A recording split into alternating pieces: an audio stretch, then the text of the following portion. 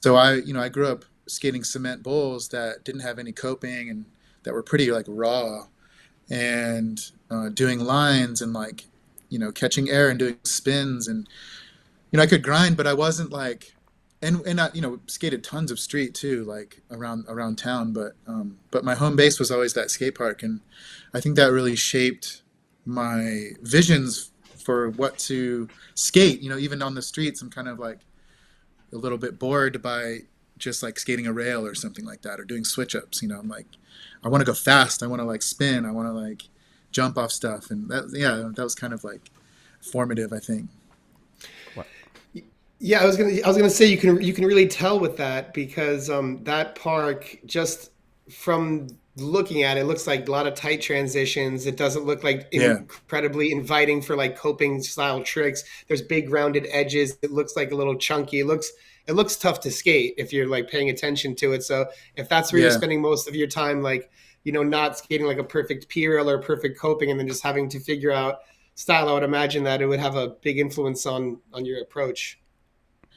Yeah, it did. I mean, and yeah, just the terrain and the lines and the kind of like, you know, a lot of things were even at that little park, like open ended, kind of like, oh, could you jump from this part of the snake run to the other part of the snake run, or can you do a 360 over this like kind of burly like mid center thing, like, um, and it took some getting used to. A lot of pros would come through town before I was pro, and just like flounder at that park, and they'd watch me go and like, damn. But it's like you couldn't, even if you were super good at rollerblading. I remember Randy Spicer coming through, um, way back in the day, '96 maybe, and maybe earlier. I don't know. I can't remember.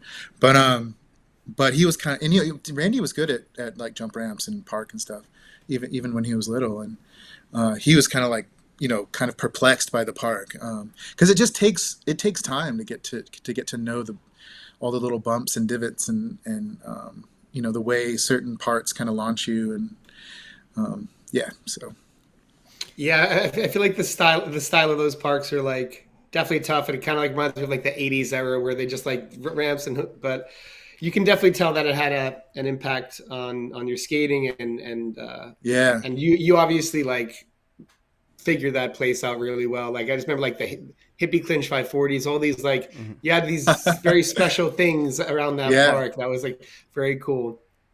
Yeah, I Um, mean, when you're just jumping off like big bowls and like over hips all the time, like I just experimented so much with that, and like I was doing like late 540s and like bio illusion fakey threes with like a hippie clean, like stuff that like I don't even know if it ever got filmed, but like it's like some of the hardest tricks I ever did were just at that park, like just yeah. me skating, like I don't know if anyone even saw them sometimes, and I think also like the wheelies and stuff. I mean, a lot of that was from skateboarding. I mean, because uh, I would see a huge contrast when I'd skate at that park between what the skateboarders thought was like interesting from what I was doing and what the rollerbladers thought was interesting. And there was this kind of funny time in the mid to late '90s, early 2000s where I I think a lot of, I don't want to put this too crudely, but there was a lot of anxiety among rollerbladers about you know looking like too effeminate, or too kind of getting that kind of. I feel like they had like skateboarders in the back of their mind, like, oh, I don't want to be critiqued. I want to like Right. look I cool did all the it. time and like try to Yeah. look like I'm doing like really dangerous Overcompensating, stuff. Yeah, like kind of overcompensation. overcompensating. Yeah. Yeah, yeah. Finding an and identity. Yeah. and so like wheelies on the rollerblading end were like thought to be part of the like things to avoid. Those don't look Mm, cool. Those are like too rollerblading-y or something. mm, And but when I was doing them at the skate park, trying to do like I think I was the first one to do like wheelie switch ups and stuff, and like spin into wheelies and spin out, um, and when I did that at the skate park, skateboarders loved that shit. They were like, "Whoa, what is that? Like, we've never seen that. You've never seen you do that. Like, keep doing that."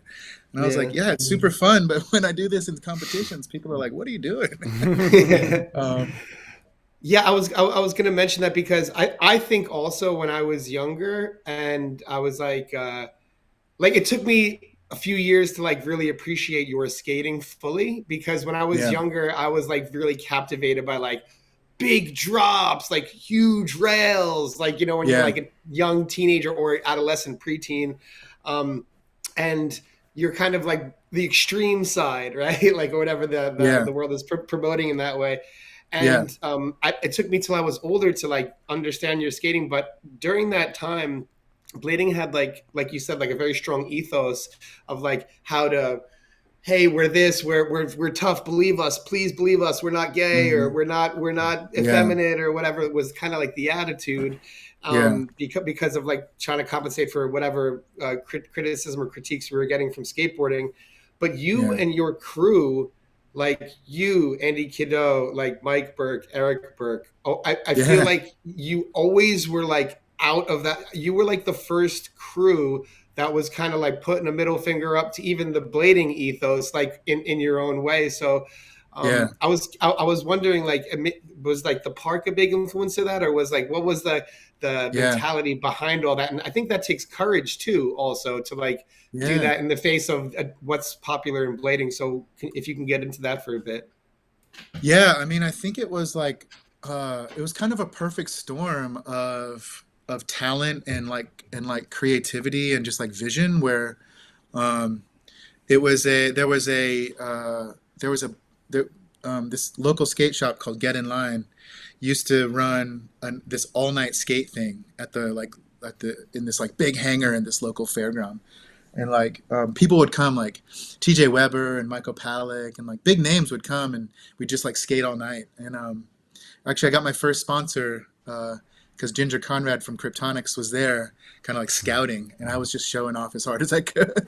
and Oh, sick. and we hooked up, and she gave me some wheels and put me on like a flow thing, and then that was my first like, well, I'm getting free wheels. This is awesome because like. Yeah, but those events were really cool, and one of them this is like 94, 95, and one of them Eric and Mike Burke came, and we immediately clicked. Like it was the first time I met them, and I didn't even really know who they were. Eric was like a vert skater, and I was like watching him skate vert, but then he would do some stuff on these little like handrails, and I thought that was cool. And we were just kind of like eyeing each other and like skating together a bit, and like we were like, huh, let's skate more.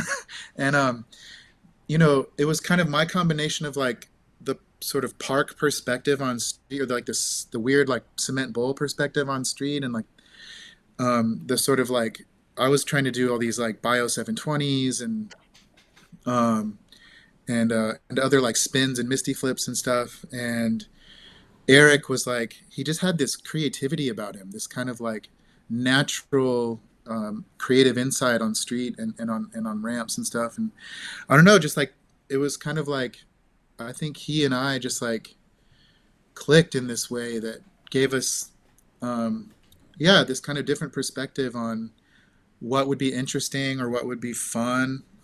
I think fun was a big part of it. Peld was just like a big fun thing.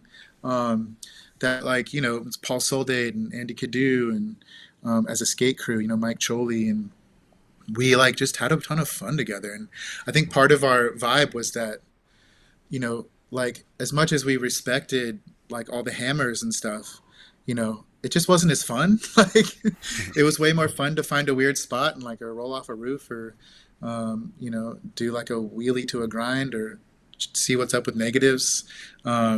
And so we were always just kind of like creatively exploring, and I think our whatever innovations we did add to the kind of lexicon, like I think came from just this like collective spirit of like let's mess around and have fun and not be anxious about what rollerblading is and just like be rollerbladers and try to like see what we can do with these things.